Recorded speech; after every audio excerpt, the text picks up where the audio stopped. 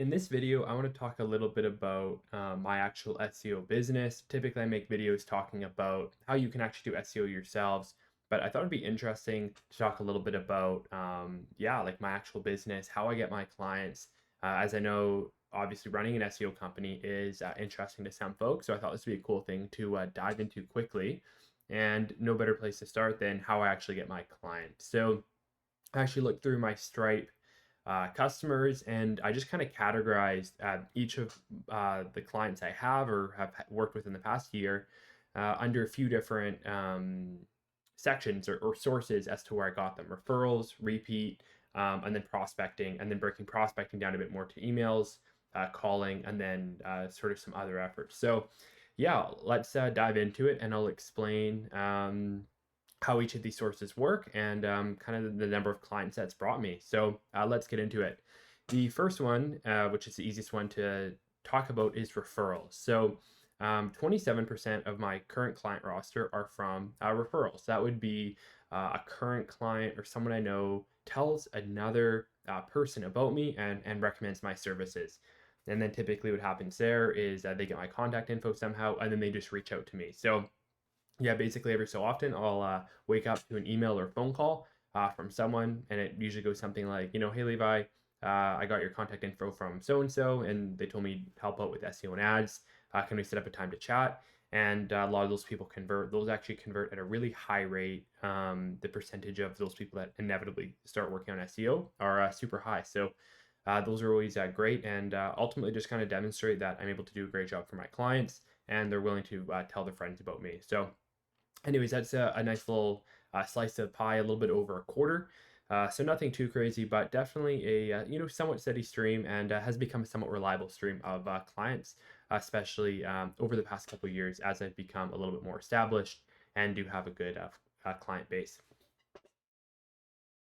The next one is our repeat clients. Now, obviously, with SEO, everyone's kind of a repeat client because they stick around on a month-to-month basis. So we're not talking about that, but I'm talking about actual repeat clients who I'll work with, and then they will start another business, or if it's an employee, like let's say marketing manager, they leave the client company and then they go to a new company, and then they get back in touch with me and bring me on with that company. So that's repeat.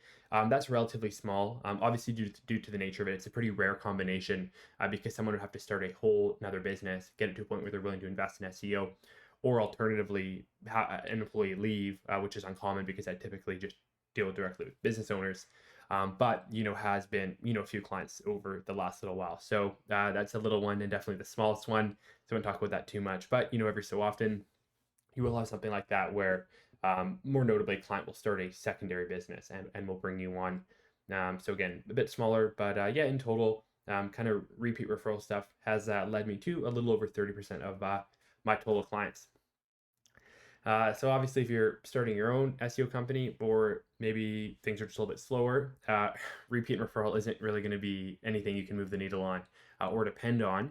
So you definitely have to be proactive and make sure you're going out and getting your own business. And for me, that's definitely been the case.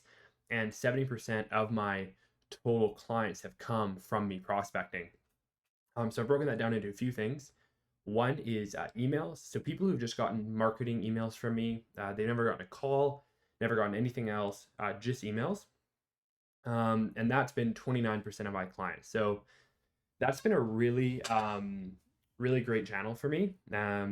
Obviously, the nature of running marketing emails is it's pretty efficient. You're able to send a lot of them at once. It is not super time consuming. Also, if you are someone who struggles with fear of rejection, you don't have to deal with that with this either. I mean, people might say no, not interested, but it's a little bit easier than dealing with rejection on the street or on a call or anything like that. So yeah, running email sequences has been really good, and yeah, has led to approximately 1/3 of my total clients. So that's definitely been a big one, and would definitely recommend that everyone incorporates that into their business, whatever that may be, whether you have an SEO business, a different agency, or just a typical business. I'll skip over the combo one, and we'll come back to that in a minute. But the next one, or that we'll talk about, is cold calling. So I have cold called over the years, and that's just reaching out by phone, introducing myself, my services, and asking to be interested in learning more.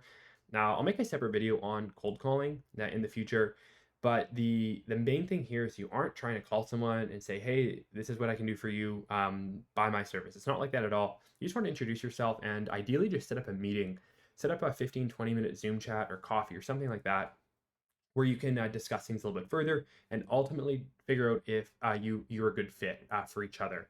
It's a big thing that a lot of the times, if you're starting off, you won't think about, but you also want to make sure the clients you work with are good for you too, because there are bad clients and you want to kind of weed those out early on. So anyway, just cold calling, definitely a smaller slice of the pie. I have invested a lot of time into this. So I would say my findings are, incorporating that can be good, but just relying on cold calling probably isn't the best option. I would say I'm decently proficient in cold calling as well. It isn't something I'm super weak at.